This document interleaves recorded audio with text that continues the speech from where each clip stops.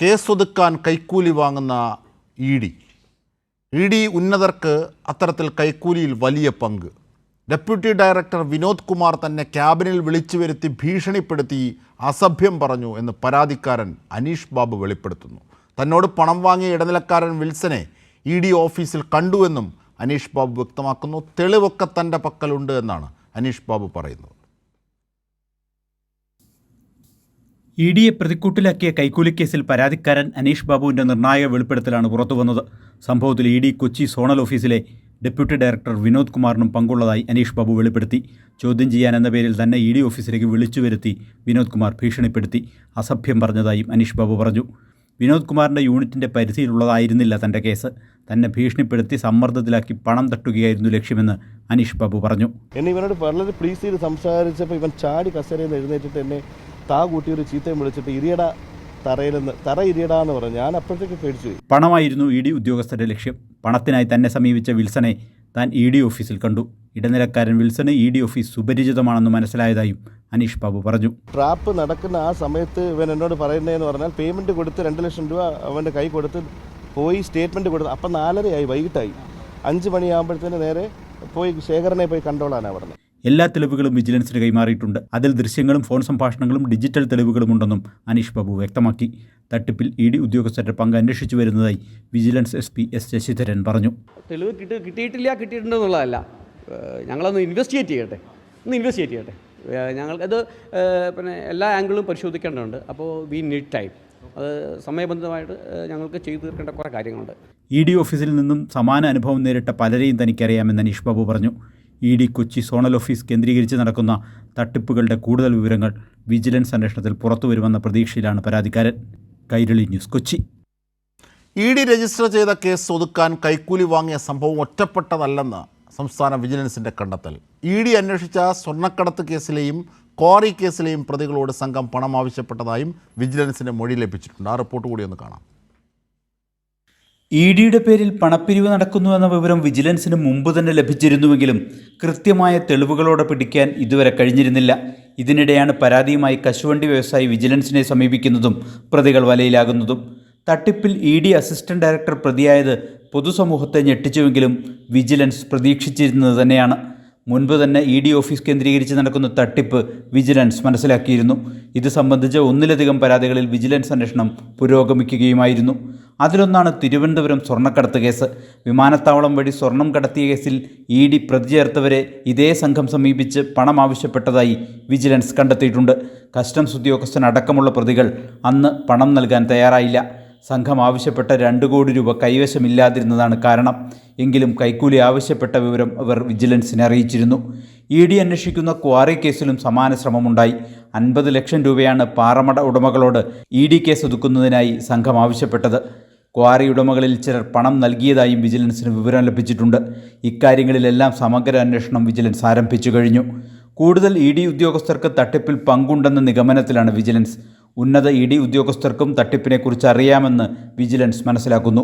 സമാന അനുഭവമുണ്ടായ കൊല്ലം കടപ്പാക്കട സ്വദേശി modern group chairman James George E D ഡയറക്ടർക്ക് പരാതി നൽകിയെങ്കിലും ഒരു നടപടിയും എടുത്തിരുന്നില്ല. അദ്ദേഹം തന്നെ അക്കാര്യം മാധ്യമങ്ങളോട് അത് വ്യക്തമാക്കിയിരുന്നു. ഇതാണ് തട്ടിപ്പിൽ ഉന്നത ബന്ധം സംശയിക്കാൻ കാരണം. പുതിയ കേസിൽ അറസ്റ്റിലായ ചാർട്ടേഡ് അക്കൗണ്ടന്റ് രഞ്ജിത്ത് വാര്യരുടെ ഉന്നത രാഷ്ട്രീയ ബന്ധങ്ങൾ തട്ടിപ്പിന് ഉപയോഗിച്ചോ എന്ന് വിജിലൻസ് പരിശോധിക്കുകയാണ്. ചില ഉന്നത രാഷ്ട്രീയ നേതാക്കളുമൊത്തുള്ള രഞ്ജിത്തിൻ്റെ ചിത്രങ്ങൾ ഇതിനകം പുറത്തു വന്നിട്ടുണ്ട്.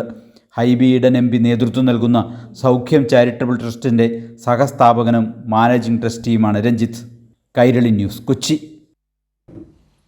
ഇപ്പോൾ ഇതിൻ്റെ കൂടുതൽ വിവരങ്ങളുമായി അമൽനാഥ് പഠിച്ചാൽ കൂടി ചേരുകയാണ്. അമൽനാഥ്, അതായത് കള്ളപ്പണവും പണമിടപാടുകളിലെ പ്രശ്നങ്ങളും ഒക്കെ കണ്ടെത്താനും പിടികൂടാനുമായി കേന്ദ്രത്തിൻ്റെ, അതായത് ജനങ്ങളുടെ പൈസയിൽ പ്രവർത്തിക്കുന്ന കേന്ദ്രത്തിൻ്റെ ഒരു ഏജൻസിയാണ്, കേന്ദ്ര സർക്കാരിൻ്റെ മോദി സർക്കാരിൻ്റെ ഒരു ഏജൻസിയാണ് ഈ ഇ ഡി എന്ന് പറയുന്നത്, എൻഫോഴ്സ്മെൻറ്റ് ഡയറക്ടറേറ്റ്. അപ്പോൾ ഈ എൻഫോഴ്സ്മെൻറ്റ് ഡയറക്ടറേറ്റ് നിരവധി സംഭവഗതികളിൽ മോദി സർക്കാരിന് അനുകൂലമായി രാഷ്ട്രീയമായി ചെയ്യുന്ന ഏജൻസിയായി അധപ്പതിച്ചു എന്ന വിമർശനം പല ഘട്ടങ്ങളിലും ഉയർന്നിട്ടുണ്ട്, പല സംസ്ഥാനങ്ങളിലും ഉയർന്നിട്ടുണ്ട്, കേരളത്തിലും അത്തരത്തിൽ ഉയർന്നിട്ടുണ്ട്. പക്ഷേ അതൊക്കെ വസ്തുതയാണെന്ന് ബോധ്യമാക്കുന്ന കാര്യങ്ങളാണ് ഇപ്പോൾ പുറത്തെത്തുന്നത്. അതായത് ആൾക്കാരെ ഭീഷണിപ്പെടുത്തി മാഫിയ സംഘത്തെ പോലെ കഴുത്തിൽ കത്തിവെച്ച് പൈസ വാങ്ങുന്നു എന്നൊക്കെ നാടൻ ഭാഷയിൽ പറയുന്നത് പോലെയാണ് ED ഉദ്യോഗസ്ഥരുടെ പ്രവൃത്തി. അത് കോൺസ്റ്റബിൾ ലെവലിലുള്ളവരല്ല, അല്ലെങ്കിൽ ക്ലർക്ക് ലെവലിലുള്ളവരല്ല, അസിസ്റ്റൻ്റ് ഡയറക്ടർ, അഡീഷണൽ ഡയറക്ടറൊക്കെയാണ് അതിലേക്ക് ഉൾപ്പെടുന്നത്. ഒരാൾ പ്രതിയാണ്.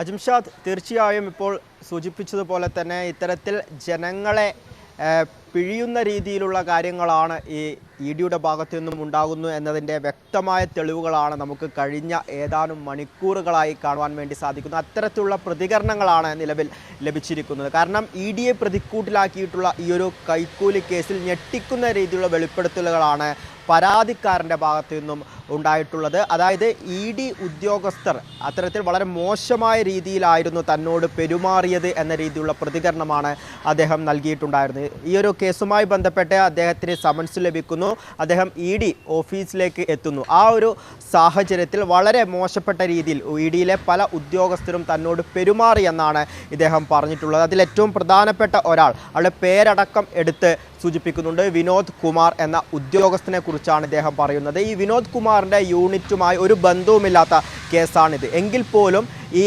പരാതിക്കാരൻ ഇത്തരത്തിൽ ED ഓഫീസിലേക്ക് എത്തുമ്പോൾ അവിടെ ഉണ്ടായിരുന്ന ട്രാൻസ്ലേറ്റർ വഴി ഇദ്ദേഹത്തെ, ഈ പരാതിക്കാരനെ വിനോദ് കുമാർ തൻ്റെ റൂമിലേക്ക് വിളിപ്പിക്കുന്നു. അതിനുശേഷം വളരെ അസഭ്യമായ രീതിയിലുള്ള പെരുമാറ്റം, ഒപ്പം തന്നെ സംഭാഷണമൊക്കെയായിരുന്നു ഉണ്ടായിരുന്നത്. ഈ പരാതിക്കാരനോട് കസേരയിലിരുന്ന, സീറ്റിലിരുന്ന ഈ പരാതിക്കാരനോട് എഴുന്നേറ്റ് തറയിലിരിക്കുവാൻ വേണ്ടി പറയുന്നു.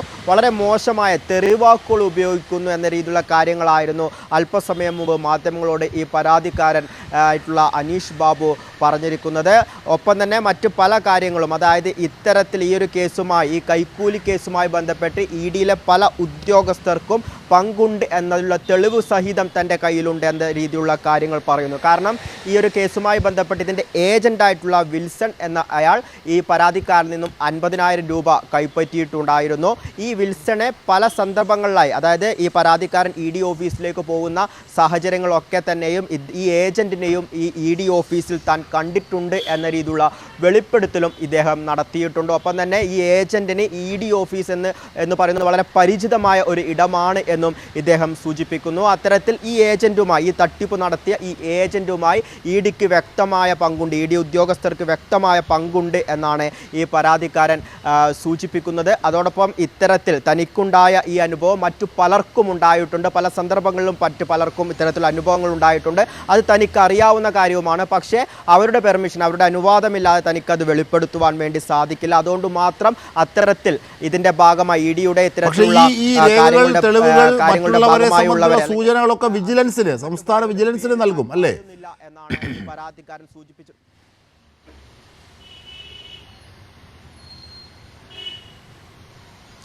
തീർച്ചയായും ഇപ്പോൾ വിജിലൻസ് ഇപ്പോൾ ഈ പരാതിക്കാരൻ്റെ മൊഴി രേഖപ്പെടുത്തിക്കൊണ്ടിരിക്കുകയാണ്. ഉച്ചയ്ക്ക് ശേഷമാണ് അദ്ദേഹം ഈ വിജിലൻസ് ഓഫീസിൽ എത്തിയിട്ടുള്ളത്.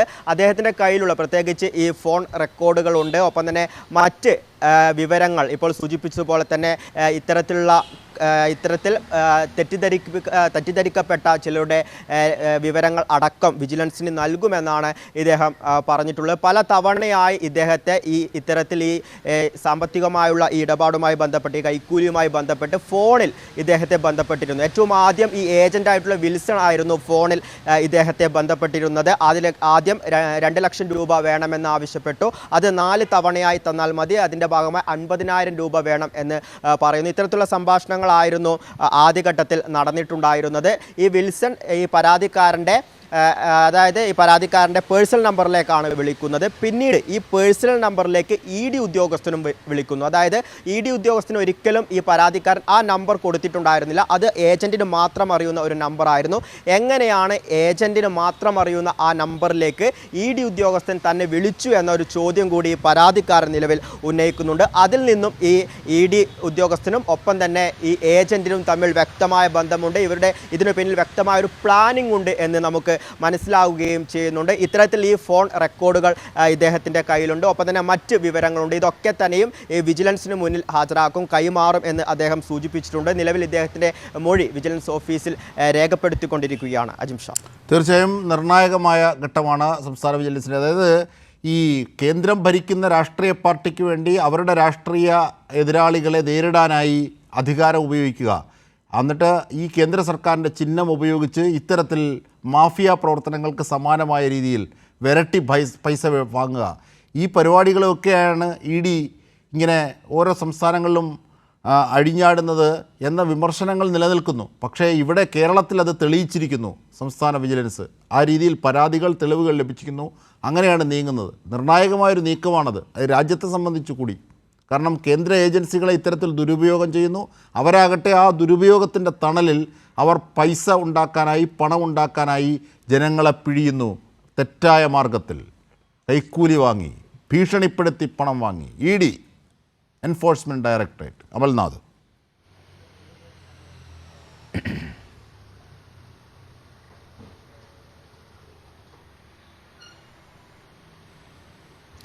അച്ചിംഷാദ്, തീർച്ചയായും വളരെ ഞെട്ടിക്കുന്ന കാര്യങ്ങൾ, അതായത് കേന്ദ്ര ഏജൻസിയുടെ ഭാഗമായി നിൽക്കുന്ന കേന്ദ്ര ഏജൻസിയായിട്ടുള്ള EDയുടെ ഭാഗത്തു നിന്നും ഒരിക്കലും പ്രതീക്ഷിക്കാത്ത രീതിയിലുള്ള ഒരു കാര്യങ്ങൾ എന്ന് തന്നെ പറയണം. അതിൻ്റെ വിവരങ്ങളാണ് കഴിഞ്ഞ 2 ദിവസമായി വന്നുകൊണ്ടിരിക്കുന്നു. കൂടുതൽ തെളിവുകൾ ഓരോ നിമിഷവും വന്നുകൊണ്ടിരിക്കുന്ന ഒരു സാഹചര്യമാണ്. ഇന്ന് രാവിലെയോടുകൂടി ഈ പരാതിക്കാരൻ പ്രതികരിക്കുമ്പോൾ കൃത്യമായ ഡാറ്റകൾ ഉപയോഗിച്ച് അല്ലെങ്കിൽ കൃത്യമായ തെളിവുകളോടുകൂടിയാണ് അദ്ദേഹം പറയുന്നത്. ആ ED ഓഫീസിൽ അദ്ദേഹം എത്തിയതു മുതലുള്ള എല്ലാ കാര്യങ്ങളും വളരെ വിശദമായ രീതിയിൽ തന്നെ മാധ്യമങ്ങളോട്